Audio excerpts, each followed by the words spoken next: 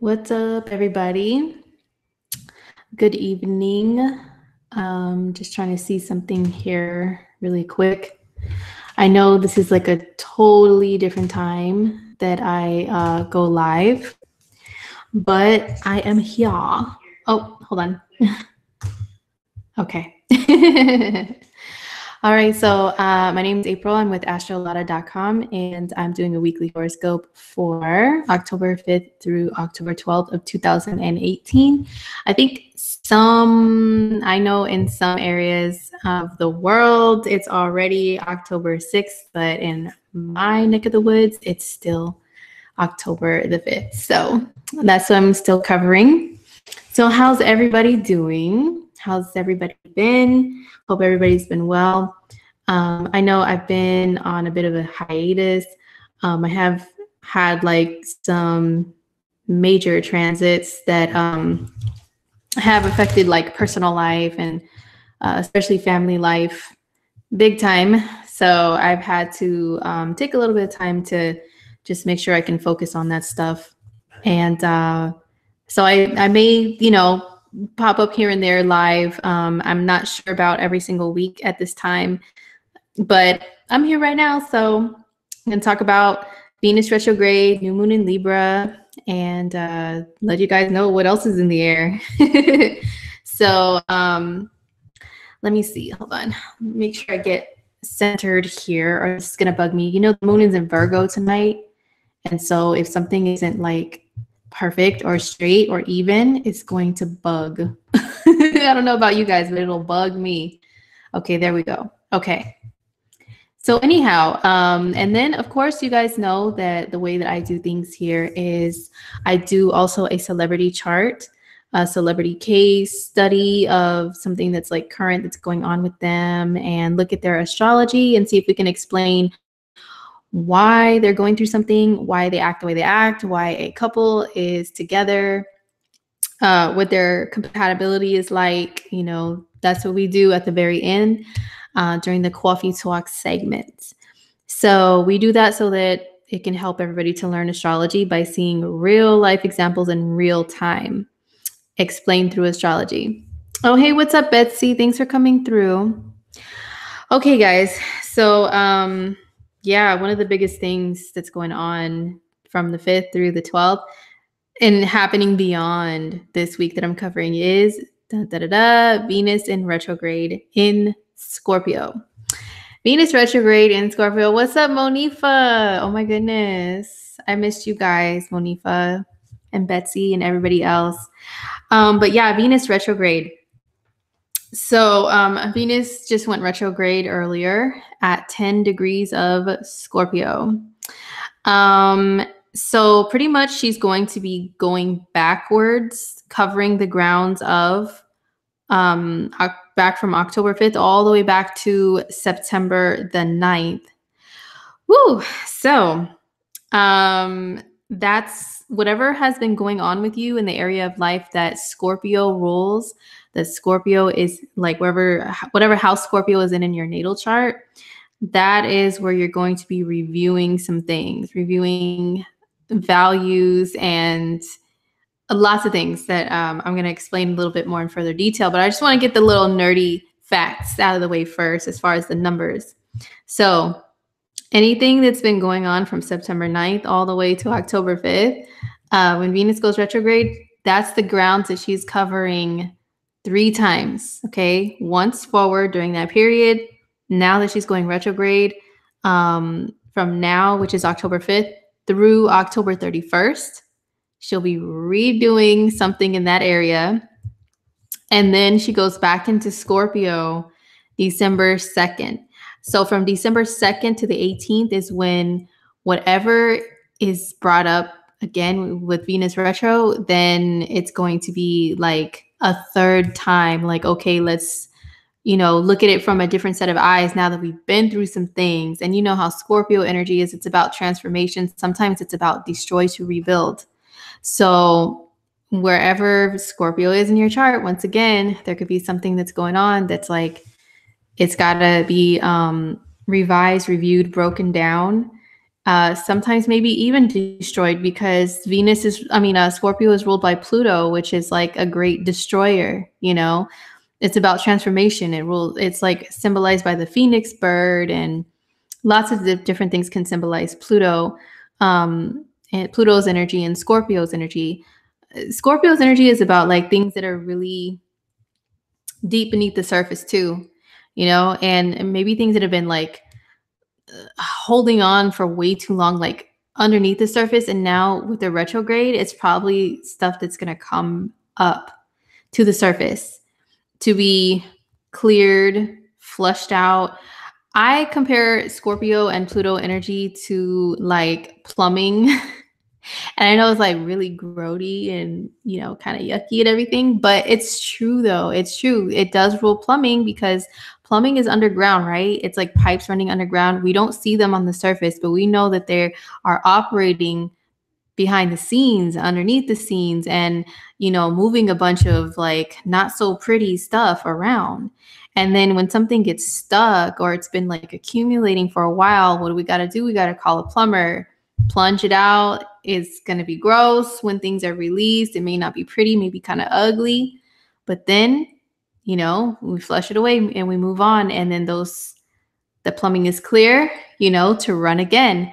So there could be things in our own lives and in our minds that are like running, you know, underneath the surface, that are kind of clogged up. And then this Venus retrograde is going to bring it up, and it could be bringing it all up, honey. Okay. Just like, you know, I've had, you know, friends contact me who know that I do astrology and have me look at their situations. I've had people going through breakups and, oh my gosh, it's a lot of stuff. And people have been, they have been, you know, reevaluating Venus ruled things, which are relationships. Number one, what you want out of relationships, what you desire, has been a big theme, especially because Scorpio is about that really deep soul connection, you know, like not the surface level, not the oh la la la la. No, it's like a really deep soul bond. And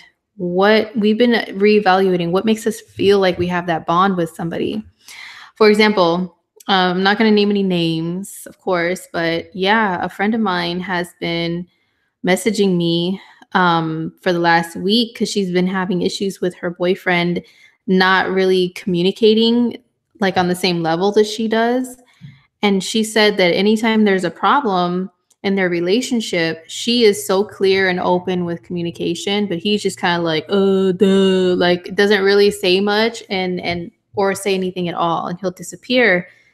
And she said it's like a really huge problem, because what she feels like she deserves out of love, out of a really deep bond in a relationship, is someone to communicate their feelings openly, not shove them away or be quiet or silent. You know what I'm saying? Like she said, I can't take this anymore. This is what I want, and you're not giving it to me. So there could be a lot of those ultimatums. And for some people, it can be an opportunity to go back over things, those issues in a relationship, review them, retro, you know what I'm saying? Go over them and try to rework them, work on them. For some people, it could be a clearing out of some type of relationship, or maybe patterns and behaviors in relationships that have been toxic, you know, because Scorpio energy, it is about toxins and toxicity. And sometimes it could be about things festering that are toxic. And I know that sounds gross once again, but this is Scorpio energy. I mean, hello, get with it. But it can also be about like detoxing, clearing, you know what I'm saying? So for some people, it is relationship stuff. For some people, it could be just valuing themselves, things based around money. I would say be mindful of what you purchase during Venus retrograde. I think I talked about this a little bit when we were in the shadow period, especially when it was in Libra and it was in shadow. Issues around money and finances, you know, review, revise, but yes, be cautious with what you buy. I'll tell you guys a little story about that. So, you know, like some like colleagues of mine were convincing me, oh, you should buy a smartwatch because this, that, or the other, some features of something that I was looking for that I thought would really help like enhance my life. Okay. And I was just like, oh, really? Okay. And they just said smartwatch, right? They didn't specify what brand or whatever. And they're like, yeah, it can do this and this. It can even play music off of it. And I was like, play music? Oh my God, I'm a Pisces moon. Music is my life. So what did I do? I picked up an iWatch and I was thinking it can do this, it can do that. It has this feature, that feature, and it can play music off of it. That's lovely. Well, see, what had happened was after I already purchased it and it was too late, I discovered that no, it doesn't, you can't play music consistently out of the speaker. You have to have a headphone set, Bluetooth, like all this stuff, right? You can't just play it out of the watch. So I was like, really now? And then I bought some headphones and the headphones really don't work very well. So, just buying new things is not the best idea. If you're going to do that, just read through all the fine print. Okay. Just take my advice. I should have taken my own astrological advice, but you know what I'm saying? I just didn't, I don't know. I missed it. I skipped over it. So this can happen with anything Venus rules. Venus rules the material. Okay.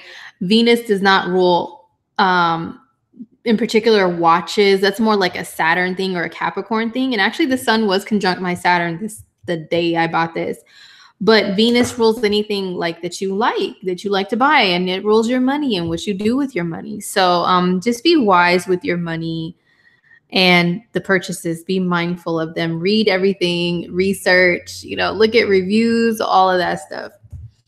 What else with Venus retrograde? Well, once again, I know I've said this like 1,000 times, but it depends upon where Scorpio is in your chart. Oh, thank you, Elizabeth. I'm contemplating on that. Thank you. Elizabeth says I should return it. I'm still trying to still figure out if it's going to be a useful thing to me besides the music thing not working out very well. So we'll see. But yeah, just reevaluating things, what you do with your money, what you do with your time, and with whom you spend your time with whom you give your energy to. Oh my gosh, because Scorpio energy is like, it's so intense, right? So who do you give all of that to? And is it really worth it? Some people could be looking at that. But I'm just finding this Venus retrograde stuff so freaking interesting. It's going to be interesting to see what she goes back over that has been going on since September 9th. And from now through the 31st, and then back again in December, what's going to be going on then? Is it going to be like the aftermath of the Scorpio Venus bomb, like the post-apocalyptic rising from the ashes? I'm just really curious. And then she will be in Scorpio when she's direct again through January the 7th. So pretty much like we are dealing with Venus and Scorpio, Libra, Scorpio, back and forth. Oh my gosh, for months, you guys, months into the beginning of 2019. So it's an interesting time period. True Love One says, Scorpio in the third. I seen an ex-lover in the neighborhood. Of course you did, because the third house rules the neighborhood. OMG. Does anybody else have any like exes coming back or any crazy stories like that? I have a friend they didn't have like an ex come back, but it's like they met someone, and that someone and them have like all of these crazy south node conjunctions and north node conjunctions. So it's like hello again, I guess. And they say Venus retrograde in Scorpio especially is like working out some kind of karma. So it's like the perfect setup for some kind of a karmic thing, with the meeting of this person. It's insane. It's insane, you guys. Okay, so that's Venus retrograde. Now let's talk about the new moon in Libra, because that's going to be on the 8th. And this is going to be making a square to Pluto. So there's just like, oh my gosh, you guys, October, there's a reason why Halloween, Day of the Dead, Dia de los Muertos. Okay, there's a reason why those are around this time of year, is because of all this like Scorpio energy. And oh my gosh, it's, and Scorpio rules death and transformation and things that are kind of creepy. Yeah. So anyway, the new moon in Libra though. Libra new moon. So, we've had all these themes of relationship stuff come up because of the sun in Libra hanging around, and then Venus was in Libra, and now Venus is in Scorpio, and now she's retrograde. So it's there's a lot of relationship stuff. Trust me. I've seen so many posts on social media. I've been kind of like laying low, because I've had a lot of other personal things going on. But when I do pop on, I've seen like, relationship stuff. So a new moon in Libra could be just in general Libra. It does rule like getting along with people, meeting in the middle, relationships in general, and also a new moon in Libra, it can mean like how you are. I mean, the opposite sign, which is Aries, is about being an individual and doing your own thing and not caring what anybody thinks. And we had a full moon in Aries during that time. Like a couple weeks ago, we had a full moon in Aries. Now there's a new moon in Libra. So it was like me. Now it's like, okay, how can I still be me, but still get along with people or still be connected, like in a partnership? That could be a general new moon in Libra thing. Something maybe to do with the laws or, those type of Libra things. But I will go through every sign and let you guys know where exactly it's going to be bringing a new beginning for you. And the new beginning could be super transformational because of the aspect to Pluto. So it's making a square to Pluto, which is square. Yes, it's a challenging aspect. It's a frustrating aspect. But I always say with the frustration, it brings like tension that makes you opt for change. That makes you it's like lighting a fire under your buttocks. Like you have to get up, you have to do something. So that's what squares are like. They're kind of agitating, and square to Pluto is like something is agitating you to change and transform something within relationships or within yourself, with like how you relate to others. How much you relate to others. Are you relating to others a little too much and having a little too much of those, oh my God, me too, Libra moments? Libra energy could be very, oh my God, me too. That happened to me too. And that's cool and everything, because Libra likes to find a common ground between themselves and others to make other people feel comfortable and make them feel comfortable. Like, wow, someone I have something in common with, But sometimes I can go a little too far to where it's like, okay, really? You're going to like say, yep, me too to everything. So, it can be something based around that. But yeah, the square to Pluto is really transforming for some people. Because a new moon in Libra itself, Libra energy is it's very lighthearted and everything, very surface level, and just wants to be liked and wants to like everybody as well. But then the square to Pluto is like super crazy intensity. That's like, it's, and Pluto's in Capricorn. Capricorn is about keeping your circle small. If you ever hear anybody say that phrase, like I keep my circle small and, I only have a very few friends or whatever, that's like very Capricorn in a way. And then Pluto is kind of like a planet of being alone and in the dark and with your own thoughts and stuff too. So I say that to say that the square to Pluto of the new moon in Libra could be something to do with that, something to do with transforming your relationships, having more depth to things.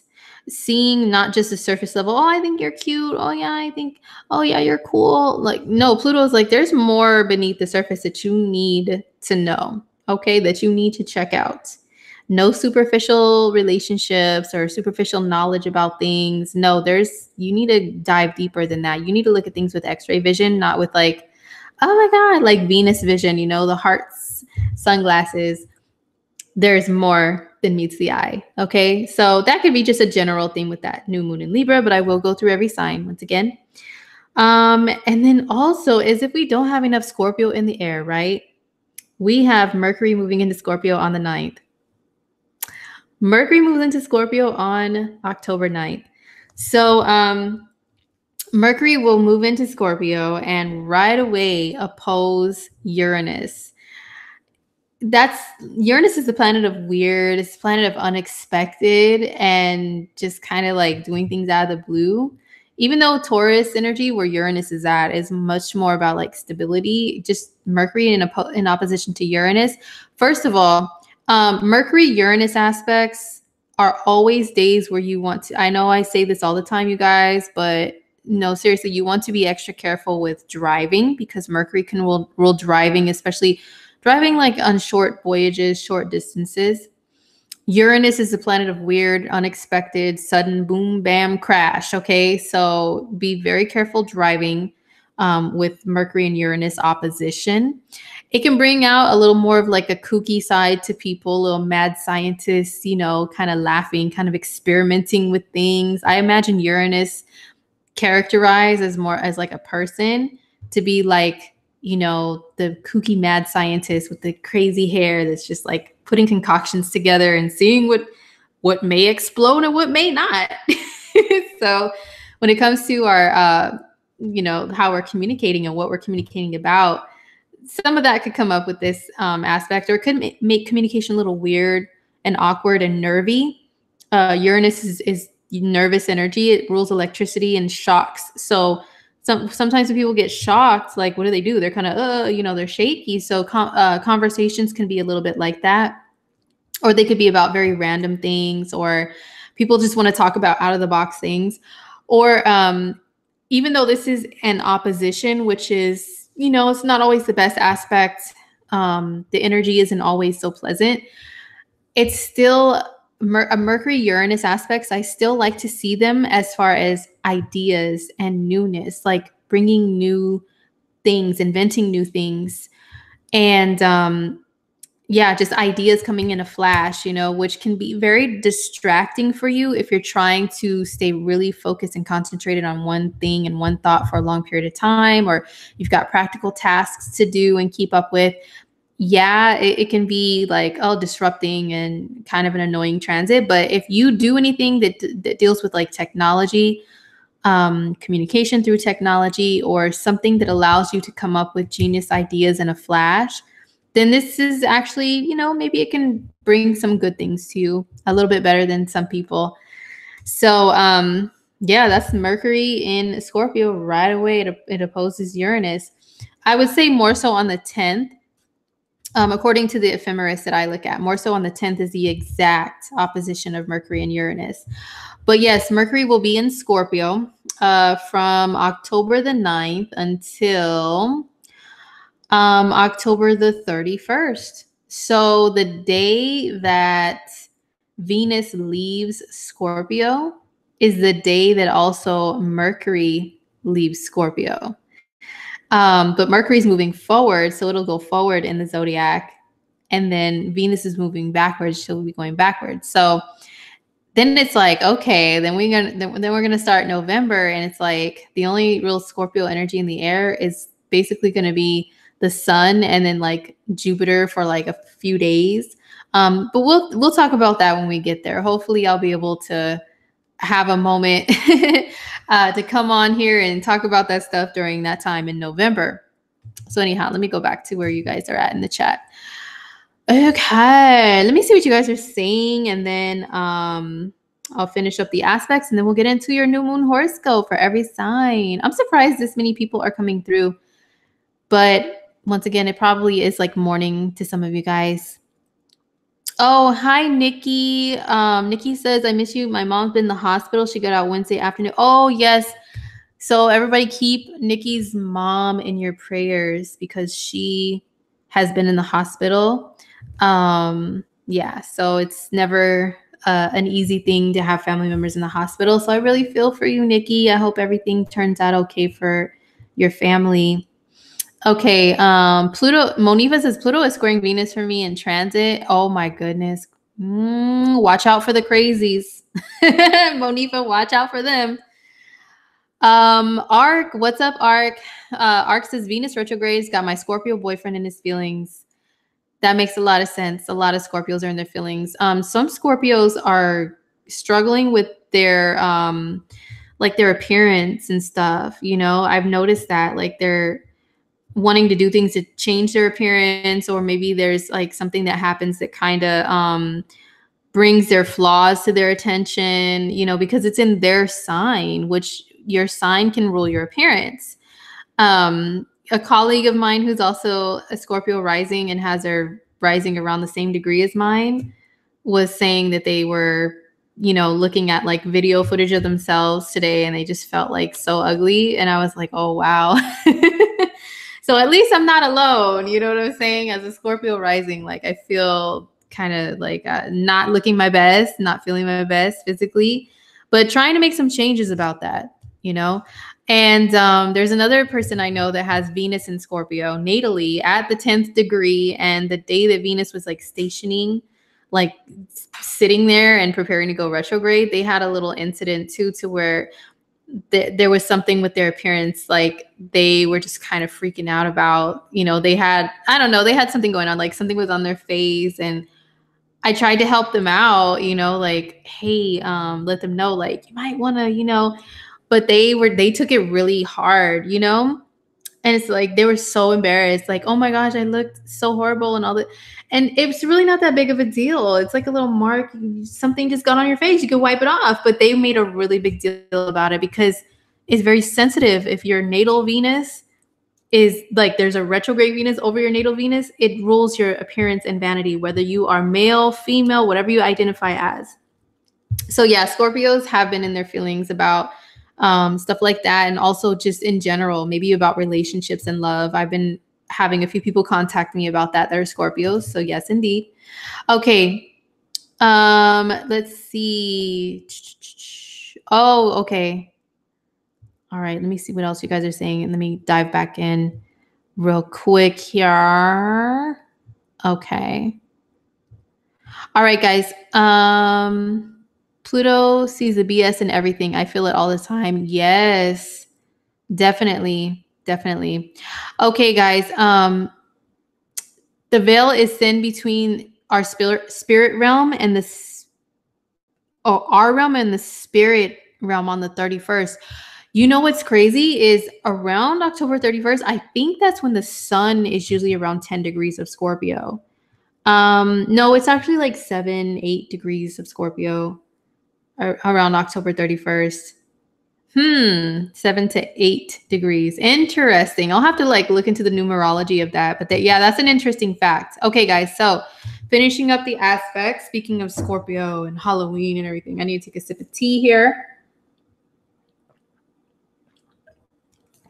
Okay, so the last aspect I'm going to talk about with the weather this week is Venus squaring Mars. Oh my gosh. Excuse me. Venus squaring Mars. So Venus in Scorpio, not only is she retrograde, but she's going back into a square with Mars and Aquarius. And this is a repeat of the same aspect that happened around September 10th or 11th in Scorpio and Aquarius. So wherever Scorpio and Aquarius are in your natal chart, there could be a conflict between masculinity and femininity. You know, but this is an exact aspect, but this aspect has been lingering for a while though. Like it's been lingering for a while since September. I know in September it was Venus and Mars square. The whole month of September pretty much. And in the beginning we had Venus in Libra square Mars in Cap, and then it turned into a Scorpio Aquarius thing, but it's still been going on. But looking at just like exact aspects, that's when the times of that's the times of the energy being super potent and a lot more prominent, you know, and less subtle. So yep, October 11th is like a repeat of exactly a month before with feminine and masculine themes. So this is another thing, reason why like relationships have been such a hot topic, not just because it's Libra season, you know, Libra rules relationships, but because of all this Venus retro, Venus in shadow, Venus this, Venus that. Like, she's been pulling a lot of stunts. Okay. The Venus square Mars, that can be either an internal thing or an external thing, between the feminine and the masculine. And I always feel like I have to clarify this, because when I say feminine and masculine, people will think, oh, it only means like male and female based on their physical bodies and their genitalia. Okay, no, it doesn't matter what you were born as or identify as. We all have levels of masculine and feminine energy. Masculine energy is things that are ruled by the masculine are like action oriented, you know, like taking action. That's very masculine, you know, and being protective and just being the warrior, the survivor. That's masculine. That's masculine energy. So women can have that too. Even gay men can have masculine energy. Okay. Anybody can. So that's what's ruled by the masculine. Anything that has to do with that. The feminine is like nurturing, caring, food, creativity, being receptive, being sensitive, expression of your feelings, sometimes expression of your feelings through like an art or something, caring for others, wanting love. That's all feminine, you know. And once again, you know, males or females can possess any of that. I mean, we know a lot of male hetero artists. They have a lot of feminine energy that they tap into in order to create that art. Okay. I'm sure you guys get the point. So there could be a lot of tension, either inner conflict between the levels of masculine and feminine within yourself. Is it off balance, you know, or it could be with your relationships too. So that's the Venus and Mars square. I've been talking to some friends, and yeah, some of them have been having issues with the imbalance of the masculine and feminine within their relationships. Like, you know, some of the women, they feel like they always have to step up and take charge, while the man just kind of kicks back and doesn't really worry. And, you know, there's things to where, like, in all honesty, you know, since I am fixed rising and sun, and my nodes are also fixed, all of them form like a grand fixed square or cross or whatever. All this stuff is really hitting me hard. And I've been having lots of internal conflicts between masculine and feminine over the past month, you know, along with everything else, to where I don't really feel feminine. And I want to just be creative, but I have to be like warrior woman. You know, that's the masculine, that's Mars. I have to tap more into that. And with Venus energy in the mix too, it's like, wow, it's killing me. Like, I just want to be able to chill and just be receptive and be able to give and receive love and creativity and all that stuff. But then there's this Mars in the mix. It's like, rawr, you know, you got to get out there. You got to survive. You got to provide for your family. You got to, you know, do all this warrior stuff. You have to be the one. So that's been kind of like wearing me down a lot, to be honest. I'm not going to share too much. This is not like my therapy hour on here. This is me giving you guys horoscopes, but I'm going to be honest though, like, of real life examples.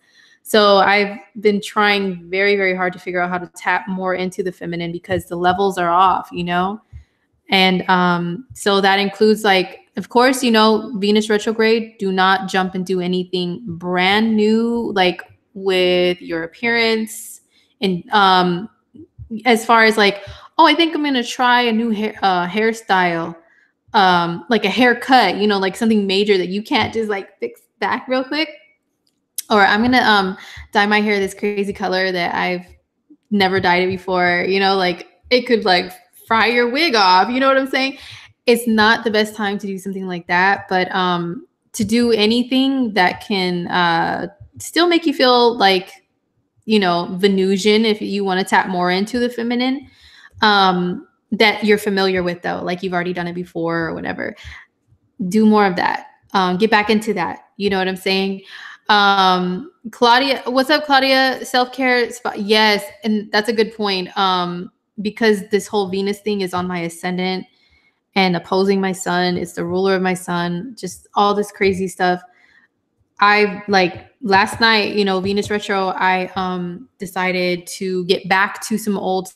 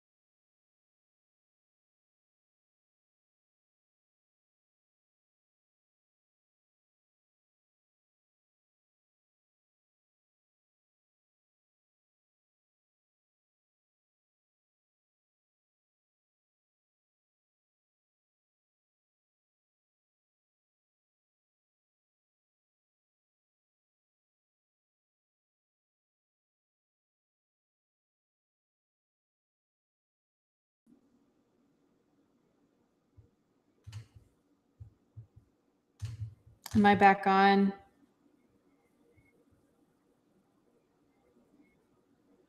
Okay. I'm waiting to see if I'm back on.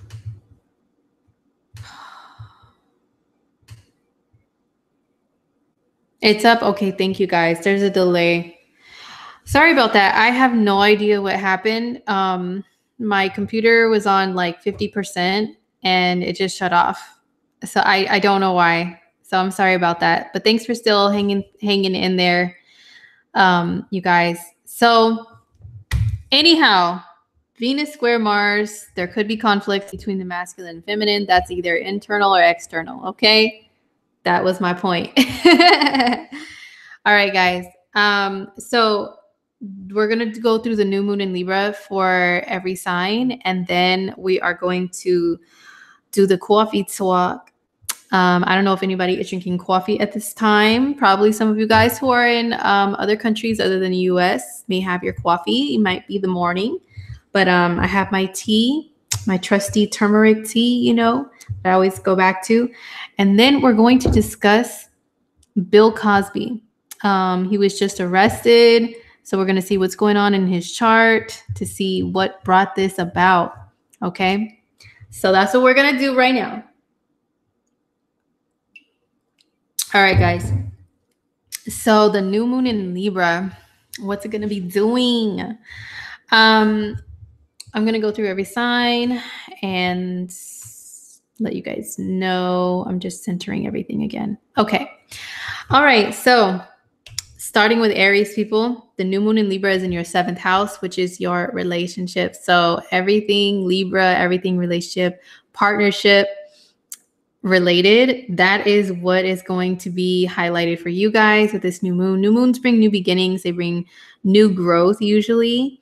The square to Pluto is like forcing you to transform something in order to grow, in order for something new. Maybe something old has to kind of die off. So for you, that could be relationships, you know, maybe it could be some relationship that really transforms you, or you transform another person. Or it's like a new beginning. Maybe it's like a relationship that's already existing and it has to have like a destroy and rebuild aspect that happens. You know, it could be something like that. Like you guys have to take time apart, or, you know, try to really just transform within yourselves or whatever to make this thing better and work out. Or for some people, it can be, meeting a new person, starting a new relationship that really just like, it's like, wow, this is a very intense relationship, you know? So it could be something along those lines, but all in all, it is a new beginning within relationships. Or it could be like, maybe it's not like, oh my God, you meet someone and it's your soulmate and all this stuff. It could be that you're still going to be solo, Aries. But the thing is, lunar events can bring revelations of things. You know what I mean? They bring things to light. They illuminate things. And things that could have been hidden before, things that maybe you missed. And so with this being in your 7th house of relationships, it could be a revelation that has to do with relationships, like maybe how you've handled yourself in relationships, or what you've accepted within them, or what you've allowed. And maybe there's something that really has to, like, you have to have some sort of a breakthrough in order to change those behaviors within yourself. Or like, like what have you done in your relationships past, you know? And so it's really calling you to make some drastic adjustments there. And maybe in order to welcome new love in your life, you have to get rid of and plunge out some old habits of yours, you know? So that's what it is for Aries people. There's a lot of relationship stuff for you guys, especially with Venus in retrograde. Venus is in your 8th house of intimacy, back into your 7th house. So Aries have a lot of relationship karma stuff to work on. Don't be too paranoid, Aries people. I mean, we have transits like this all the time. Of course, you guys are tuning into an astrologer to let you know about them and when they are, so you can be like more keenly aware. But what if you weren't, though? You know what I mean? Like, you would probably still just be going through life, like experiencing things, and then, you know what I'm saying? But don't fear all of this relationship change stuff that's in the air for you. You can come out, like I said, like maybe in December, you guys will be a sign that you guys, especially December or January, it's kind of like you're walking, like, you know, everything around you has been blown to smithereens and has to be rebuilt again, but you're still standing, you're still surviving. So, you know, it could be you, not just you alone, but it could be you and a relationship partner. Maybe you guys have like some tests that go on right now, and maybe the new moon can bring a new understanding of each other. You know what I'm saying? Okay, so that's for Aries people. So next up is Taurus. So if you're a Taurus rising, sun, or moon, the new moon in Aries is going to be in your 6th house. And so that does deal with health and well-being, physical well-being. It does deal with your job that you do if you work. So for some Tauruses, it could be something changing and transforming and bringing a new thing when it comes to your work or your job. Some Tauruses may be getting a new job, have a new beginning within an existing job, maybe some sort of like promotion, raise, or they move you somewhere, they give you different duties. For some of you guys, this is health and self-care, and, you know, maybe just figuring out new ways to have a better connection to your physical body. And then the aspect to Pluto could be like you're getting rid of some, like you can be getting rid of toxins in your life, detoxing, using different products. I can totally verify this because I'm a Taurus sun sign. That's exactly the things that I've been thinking about. Venus retrograde has had that effect too, you know, because that's in my rising sign. But as a Taurus, though, I have been thinking about getting back to some old habits, like waking up in the morning and the first thing you drink is warm lemon water, warm or hot lemon water, whatever you can handle, to do like a flushing out of your system early in the morning, first thing. That's a habit. The sixth house is habits and routines. That's one that I used to have that I really fell off from. So, you know, that's a suggestion for my fellow bulls, especially because Taurus rules like food and like the food we eat and everything. And, you know, so, and Taurus doesn't rule like the stomach or anything, but like Taurus rules the part of the process of ingesting things. So what you ingest, meaning your diet, you know, some Tauruses, you guys, this could be a really good new moon for some transformational dietary changes. That's another thing that I've been thinking about too as a Taurus sun sign is getting back to incorporating certain things in my diet and taking the time to actually prepare food and not just like grabbing whatever's around. Just, you know what I'm saying? Like just really care for your physical body a little bit better. So any other things, and you know, this is a good lunar event for like maybe starting fresh and new with like cutting a bad habit or something because of the Pluto aspect, you know, because like I said, Pluto can make something die off, fall off and go away so that something new can begin. So yeah, I actually know a fellow Taurus moon that needs to cut a bad habit of smoking, and I'm really trying to help them out with that, you know. So a lot of times full moons or new moons, once again, depending upon the aspects, can be ones that are good for quitting like cutting some bad habits, you know, especially when they're in your sixth house, okay, on the 6th or 12th house axis. So that's what it is for Taurus. Is good luck to you guys, my fellow bulls. All right, guys. So, KRA says, I'm detoxing too with teas and stretching a lot more. Yes, I hear you. That's a good idea. The stretching thing too. Yeah. Okay, guys. So next up is Gemini. So if you're a Gemini sun, rising, or moon, then the new moon in Libra is in your 5th house, which is new beginnings with like romance of some sort. So, of course, you know, the advisement is always when there's a retrograde, it's not a good idea to begin something new, especially with relationships and everything. But you can have a new beginning when it comes to dating. I mean, the 5th house is more like casual dating. It's romance. It's the fun honeymoon stage, getting to know each other and just kind of dating for fun. Dating as a sport is the 5th house too, like as a something, yeah, that you just do for fun. So there could be a new beginning there, but maybe there could be some changes that you'd like to make to your dating life. Like maybe you have to cut somebody off, Gemini. Maybe they're getting a little too Plutonian for you, you know? Maybe they're getting a little too attached, too crazy, and you're like, nah, I'm trying to keep it light and fun here. Okay, I'm a Gemini. We don't do that. But a new moon in the 5th, though, it could be like, yeah, some revelations about like your dating life, your dating habits. It could be something to do with a hobby or a talent that you have that you're not afraid to express. So it could be something that like is a new beginning with a hobby, like starting a new hobby, starting it up again, or, you know, something to do with your relationships with children too. If you have any children, Gemini, it could be maybe there's something that needs to change with your relationships with your kids. Like there needs to be a new beginning there. So it could be something along those lines too. But yeah, 5th house is also like creative projects that you have. So it could be like wanting to start a new creative project, but maybe there's something that you've got to cut off or or change or something first before you can really do that. But yeah, the 5th house new moon though, I mean, I just keep thinking of like dating and fun and stuff.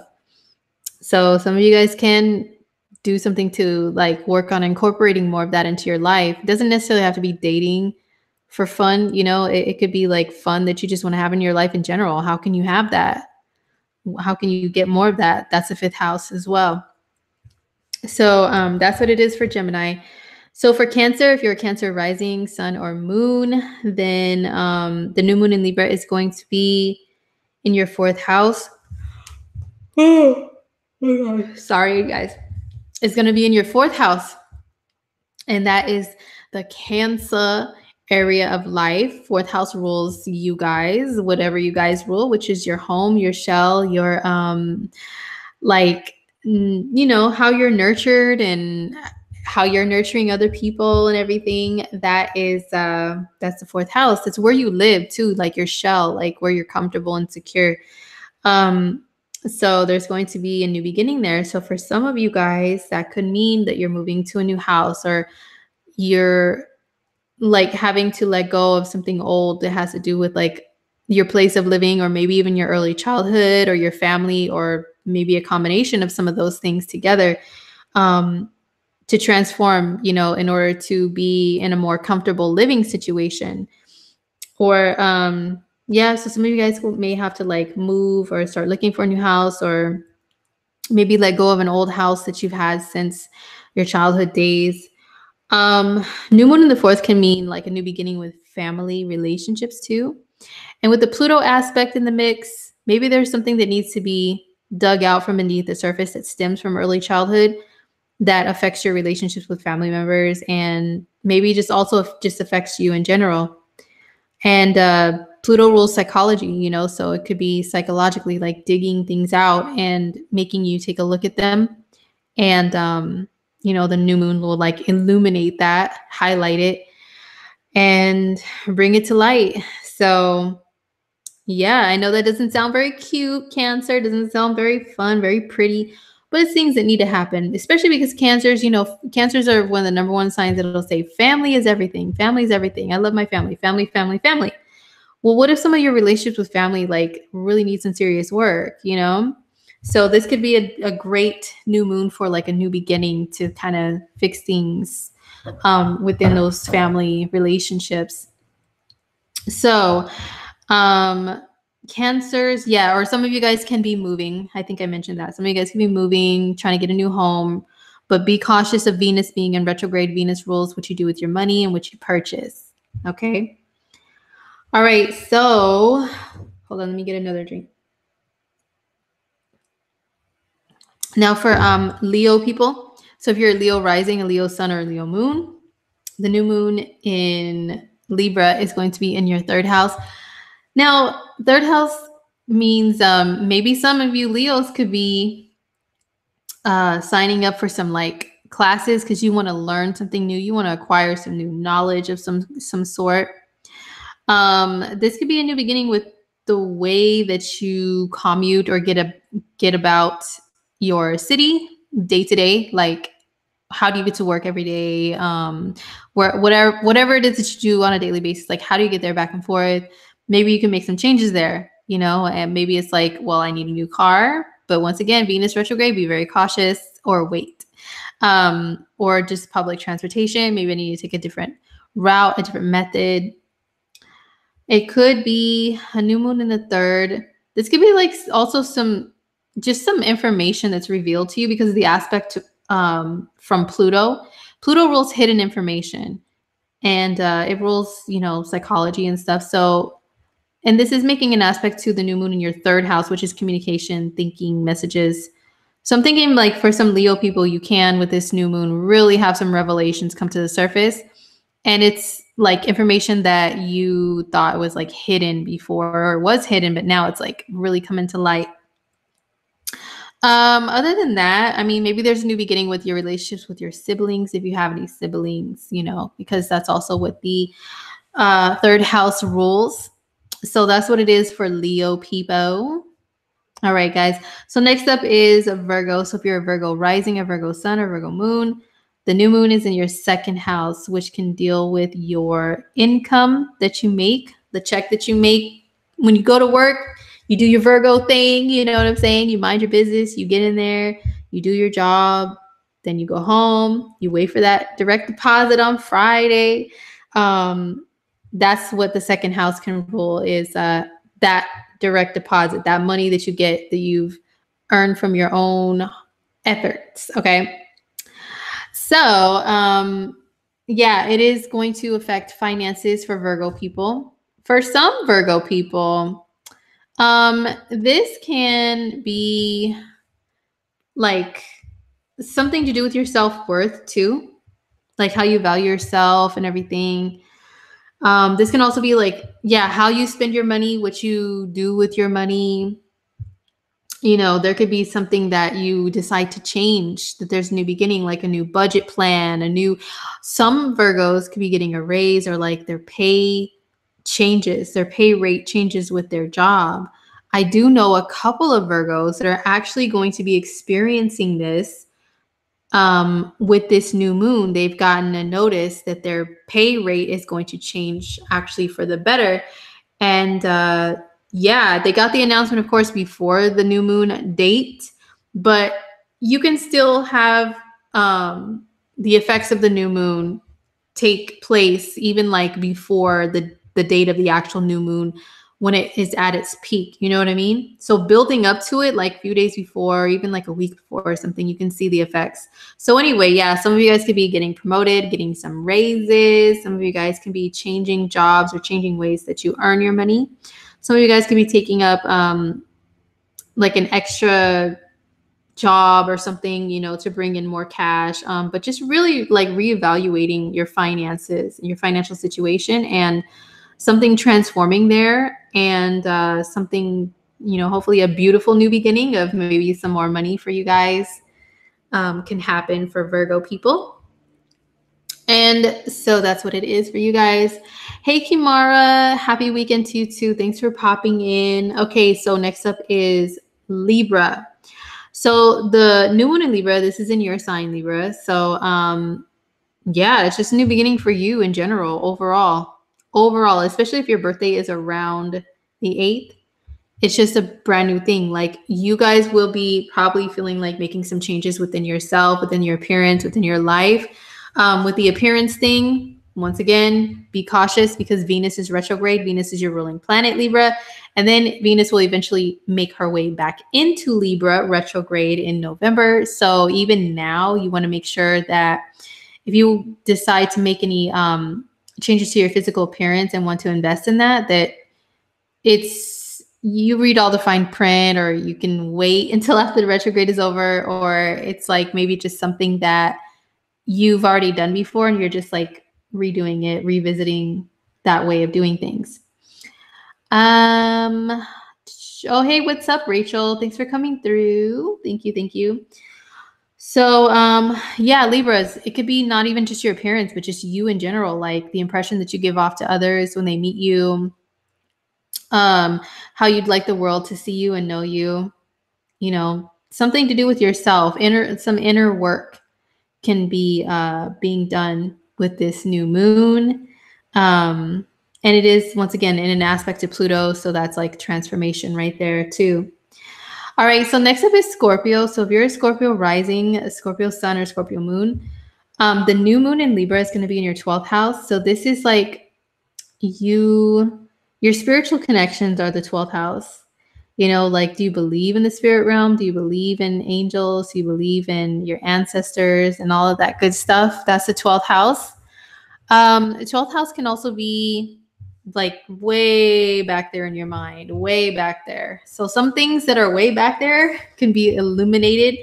And then the aspect to Pluto can be really revealing some hidden information, maybe some secret info that has been hidden from you for a long time. And now it's like, oh, wow, now this is coming to light. Now this is coming to the surface, you know? So it could be, yeah, some secret info that comes up. What else with the new moon in the 12th? yeah, it could be helping you to transform in a way that makes you more in touch with your spiritual side, the spiritual side of life, the mind, body, and soul connection is a really big theme with this. So yeah, maybe you guys need to take time out and like relax or go get massages regularly or get one of those little foot spa things that you can like plug in, you know, at home, have a little foot spa at home. I mean, maybe you can start tapping into using essential oils and, you know, just like things like that that can help you to relax and escape the madness of the world. You know what I mean? And have like a clear, calm, you know, demeanor. What can like make you woosah? Okay, so Scorpio, that's what you can be figuring out for yourself with the new moon. But yeah, also hidden info, secrets, you know, pay attention to your dreams. They may have some messages for you, Scorpio. You know, Scorpios are already very intuitive and tend to have premonition dreams, but a new moon in your 12th with an aspect to Pluto, oh yeah, that can bring something. So pay attention to your dreams around that time, my Scorpions. All right, so Saggy. So if you're a Sag rising, a Sag sun, or a Sag moon, the new moon is going to be in your 11th house. And you guys are lucky, Sagittarius, because I know you guys don't like heavy stuff, okay? You don't like heavy duty, like emotions and responsibilities and this and that. And this new moon is going to be in your 11th house. So that kind of takes the edge off of like how like raw serious it is. Because 11th house energy is very lighthearted and it doesn't really care for like all that deep soul stuff or like drama, you know? So where was I? Oh, so the new moon is in your 11th house. Now, the 11th house is friends and groups. So there could be a new beginning there. Maybe you have to like let go and let something transform before you actually like become a member of a certain group, or maybe there's something that's going to change with your friendships. Maybe there's like an old one that dies off, and in order for you to get along with other ones or new ones or something, like there's a lot of those examples that can happen with the new moon in the 11th. It could be you meeting a new friend, or yeah, like meeting a new group of people. Like I know a Sag, and they are like they met new people at their job. They're not really like they didn't really hang out with anyone. They weren't really used to that. And now they have a new job and they're like kind of hanging out with people, being a little more social, you know? So Sag is a very social sign in itself, usually. But there's definitely something that can change with your social life, your social groups, organizations you belong to and that you identify yourself with as belonging to. There's a new beginning there. So sometimes when there's a new moon in the 11th, people release a project. They release a project out there to the world, out there to the internet. And a lot of times it does pretty well. So, you know, you Saggies will have to let us know if any of that applies to you. And good luck. All right. Okay. Oh my gosh. Okay. So next up is Capricorn. So if you're a Cappy sun, a Cappy moon, or a Cappy rising, the new moon in Libra is going to be in your 10th house. Dun, dun, dun. It's going to be squaring Pluto, which is in your sign. Dun, dun, dun. So I do know a few Cappies close to me that are working on trying to get promoted at their jobs. And, you know, Caps can, you know, throw obstacles on the back of their shoulders and keep it moving, right? Cappies can stay loyal to their companies for a long time, to their jobs, and they can, because they believe in climbing the ladder slowly but surely to make it to the top. But sometimes it's like, you know what, Cappies, you guys need to kind of pick up the pace with things or something, you know?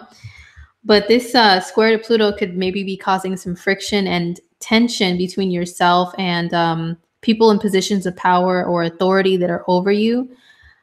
Even though you've been really working hard to try to like impress them and get this, get a promotion or something, you know, there could be maybe some like struggles or conflicts or something. Maybe you feel like you want to be the boss. You want to be the one to take charge of everything. That's where all this, you know, 10th house activity is playing out. But then, you know, there's this square to Pluto that's like, hey, are you up for the challenge? Because it could change your life. You know what I'm saying? Like, do you want to work full time and have all these duties and stuff for the sake of making more money? Well, there's a lot of things you got to look at beneath the surface, Capricorn. You know, that's what the Pluto aspect is telling you. But all in all, this is the house of career achievement and success, and Caps are usually all about that. So hopefully it is a new moon that brings you a new beginning with just that, like a new title, a new position, a new job, you know, new career path that you're going to embark on and start on. So best of luck to my Cappy people. Okay, so Aquarius, hold on. So Aquarius, if you're an Aquarius sun, Aquarius rising, Aquarius moon, then excuse me, the new moon in Libra is in your 9th house. I'm trying to think, do I have any personal examples? Many, because I have a lot of Aquarius rising friends. New moon in the 9th, square Pluto in the 12th. Something maybe to do with travel. Like if you are an Aquarius and you have issues with like documentation, documents or IDs or whatever that you can use for travel, there could be something that has a new beginning there. Like maybe some of you get it cleared or you get approved or something along those lines for that type of a document, like a visa, passport, green card, you know, anything that falls into that category. Some newness there. Maybe some Aquarians feel like they need to take a trip, you know, 9th house could be long distance trips. So maybe some Aquarians feel like that's what they want to do. And maybe a trip is going to be very transformational for them with the aspect of Pluto. It's something that can really change your life, change your perspective, change your world. So maybe there's, you know, something with that. A new moon in the 9th can also be like a new perspective on things, things that you have like a really strict opinion about, especially. It could be transforming like your opinions of things and what you think of things. So what else with the 9th house? Something to do with school. If there's any Aquariuses and you guys are in school or going back to school or something, then this new moon can be highlighting that for you, bringing a new beginning, but not one that doesn't come without some sort of a challenge because of the square to Pluto. Okay. Some of you could be completing school too, but I think more so it's like the starting, you know, because of the time of year that we're in. It's more like logical. All right. So last but not least is Pisces. So if you're a Pisces rising, sun or moon, the new moon in Libra is in your 8th house, and that deals with insurance and, you know, taxes and money that you receive from other people or other resources. It also deals with intimacy too. So maybe there's a new beginning there with all of those things, especially with Venus retrograde at the same time, and Venus rules all of those things. Being receptive, being someone who is able to just kind of like, you know, I always tell you guys, I watch a lot of YouTube, right? YouTube is my television these days. And I watch these girls on YouTube. They do these vlogs, and they're Pisces sun and moon. They're twins, Pisces sun and moon twins. And they're very girly, very girly.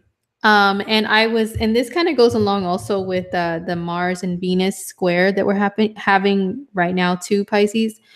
They're very girly, and you know, one of them was she like messed up her, I don't know, something was wrong with her pinky or something. She was making a big old deal. It's like, I gotta go to the ER, and you know, her boyfriend was like taking her and everything, and just she was allowed to like kind of make a big deal about it and just be cute and girly, like, oh my God, it really hurts, you know.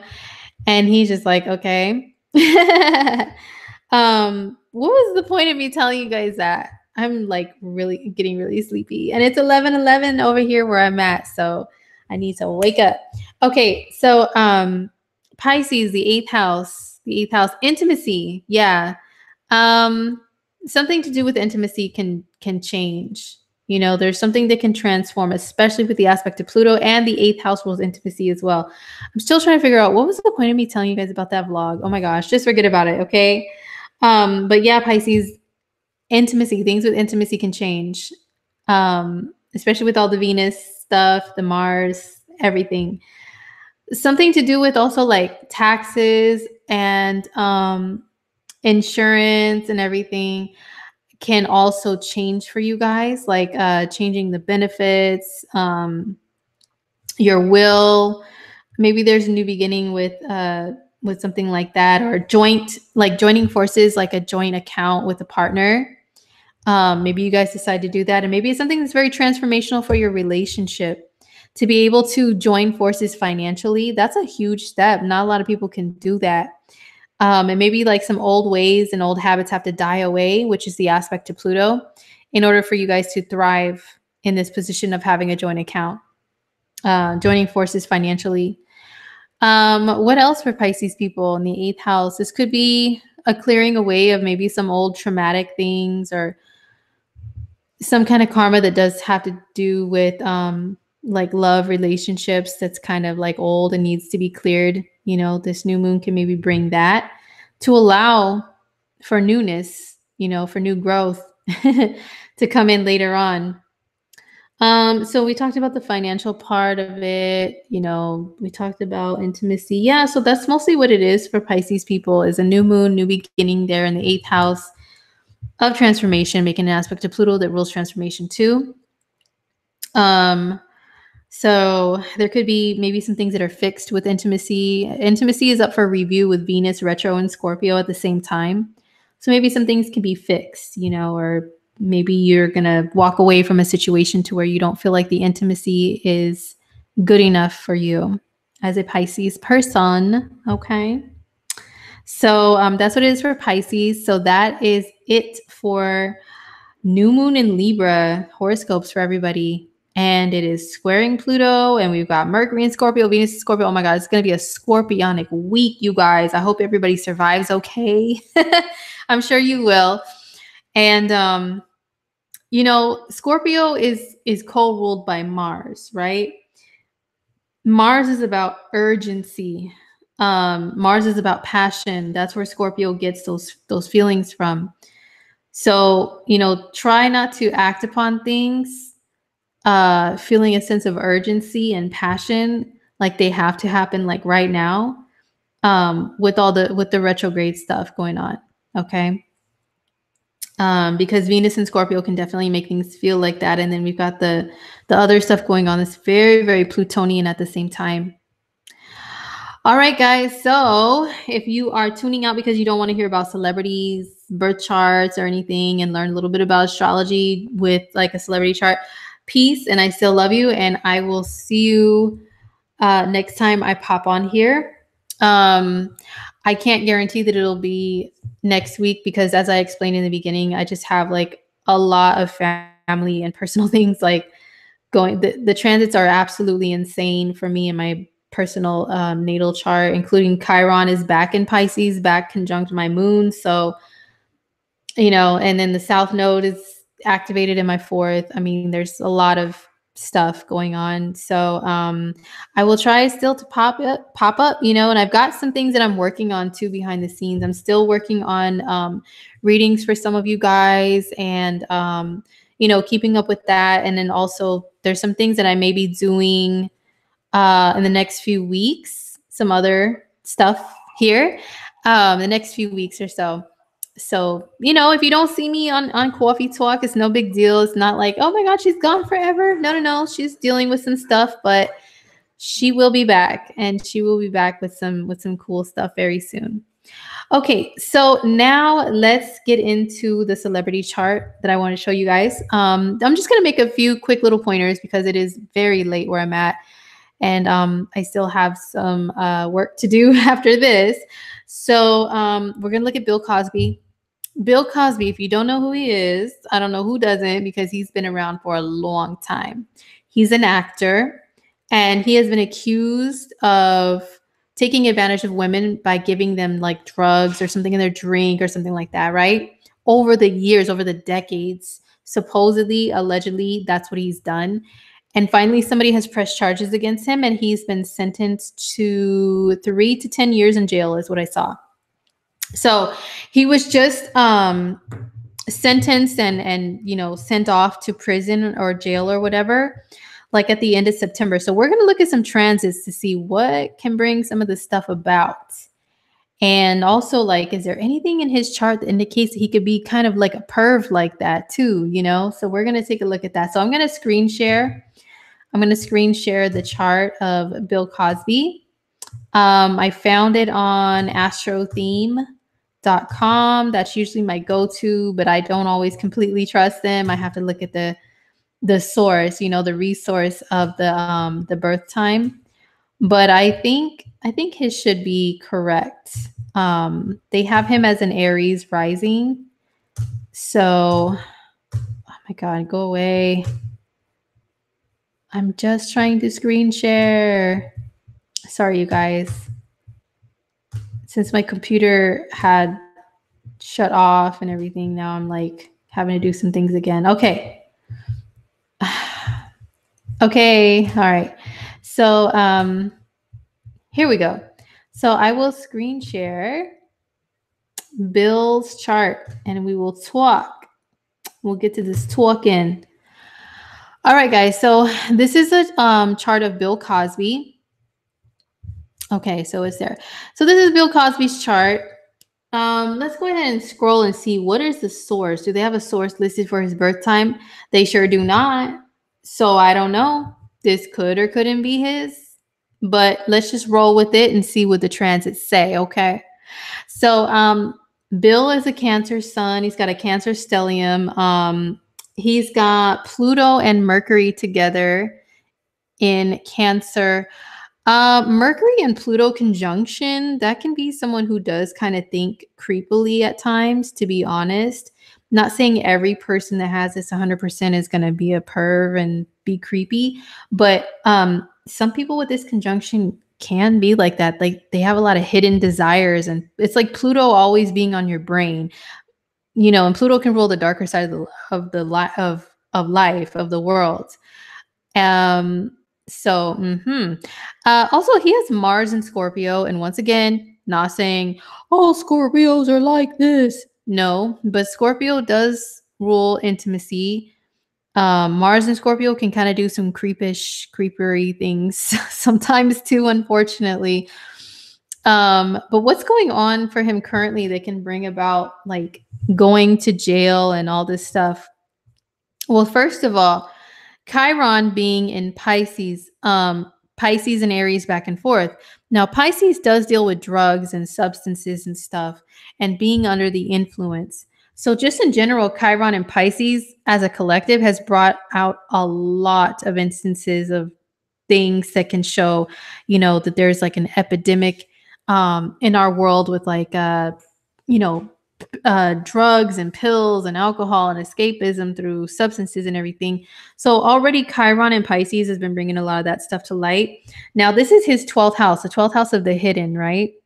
So Chiron has been here. Chiron could be pain. It could be healing. It could be lots of things associated with pain and healing, pretty much. So, and suffering. So Chiron going through here through the 12th. The 12th, it does rule prisons and isolation as well as like secrets and everything. So that could be his greatest source of pain right now. And also the 12th house can deal with the past at times. So, you know, stuff that has to do with Pisces, you know, Pisces, drugs, and the past, the 12th house. Excuse me. And then prisons, the 12th house. So September the 25th is when he was like sentenced and sent off to prison. What was going on around that time? Well, on the 24th of September, we actually had a full moon in Aries conjunct Chiron in Aries.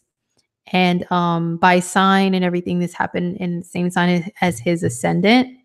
His ascendant conjunct, his ascendant, and then it was conjunct Chiron, which can rule once again pain and everything. And Chiron is in the same sign as his ascendant. So the ascendant is like your presentation of yourself to the world. So it's being wounded and damaged right now. So that's the whole Chiron and Aries thing. And then the full moon illuminated that around the 24th. And then on the 25th, that's when he was sentenced. So that's how astrology works, you guys. And then also, Pluto, transiting Pluto is up here in Capricorn, and it's opposing his natal sun. And Sun and Pluto oppositions can deal with like power struggles. Pluto does deal with like death and the taboo and you know, and intimacy and everything. So it's opposing his sun, and it has been for a minute and will be for a minute more. And that can mean there's a very transformational part of your life that's going on, but also Pluto can be the great destroyer. Don't forget, and the sun can rule the ego and the identity of yourself. So there's, you know, that aspect that's really, really affecting things for him. That's mostly what I see. And also he's in the middle of his Uranus return, which not everybody gets to experience in their lifetime. Only if you live to be, you know, in your 80s do you get to experience that. Uranus can bring sudden and unexpected and weird and, you know, big changes and stuff. And Uranus has been in his first, and then, you know, now it's moving into the sign of his second house and the sign of his natal Uranus. Even though it'll take a few years before his natal transiting Uranus and Taurus hits around these degrees, but still, like by sign, it's been creeping up, and Uranus can really cause like weird things to come up, and you have to change your whole life. And you know, if it's in your first house, it's like something to do with like your appearance, like how you appear to others. Really, really drastically changing and surprisingly changing. So he's in his Uranus return. So that means wacky things can happen in his life. You know, and I mean, what can he do about it? So that's mostly what I see with Bill Cosby, of why a lot of this stuff is being brought out to the surface. I think Pluto is a really heavy hitter in this. And also, what was the other? Yeah, Pluto is a really heavy hitter. And then you know, the full moon in Aries. This is the full moon. The moon was here in Aries, which is him. And then the sun part of it is here in Libra, which is his relationships, you know, one-to-one with other women. That was like a back and forth thing, and it really was apparent in what happened, you know, the next day. So I'm trying to see if there's anything else that I see in his chart that can indicate something that goes along with his astrology. Hold on, let me see something. Yeah, his Chiron is in Gemini. I was talking about transiting Chiron is in Pisces. That when I mentioned Chiron in Pisces, I was talking about the transit that's going on currently, not in his natal chart. But yeah, that's what I see for Bill. I mean, I can't really do much predictions or anything for him because we don't know. Like, I mean, it's sad to say, but you know, he's pretty up there in age. We don't know how long he has left here, and then we don't know how long of the sentence they're going to make him serve. And then plus Jupiter has been moving through Scorpio, and Scorpio is his 8th house, and that could have been like really blowing things up, like secrets, you know, over the last year, like secrets that he had that has to do with Scorpio taboo things being blown up like on a projector screen almost, you know. And he sees it, everybody sees it, and it's kind of just time to face it. That's why all the Me Too things, all the Me Too movement, it's all due to Jupiter and Scorpio. And then if it's going through your 8th house, oh hey, you know what? There's really big lessons there that have to do with Scorpionic stuff. I mean, look at Harvey Weinstein. Harvey Weinstein is a Aries sun, I believe. Yeah, an Aries sun. So they kind of have like similar, you know, with Bill being an Aries rising, they have like some similar things going on. And I heard that they were actually like friends in Hollywood too. Like, ooh, that's kind of creepy. I don't want to think about that. But anyhow, you guys, so that is it. I apologize for, you know, my late night and sleepiness and everything, but I just, like I said, I have a lot going on, and this is like a moment. Hold on, stop presenting. Okay. Yeah, this is a moment that I was able to clear, you know, everybody's in bed, you know what I'm saying? So I hope to see you guys next week. Once again, if I don't, you know, just know that taking care of some things, but I will be back whenever I get a chance to discuss everything with you guys, give you your horoscope, give you your cosmic tea, your astro tea. And yeah, so hopefully you guys survive Venus retrograde okay. Hopefully you guys have a great new moon in Libra. That's very, transformational for you guys. I know I've used that word so much, but with all this thing, Scorpio and Pluto in the air, I mean, it's the theme of the month. So take care of yourselves, and I will see you next time. All right. Peace.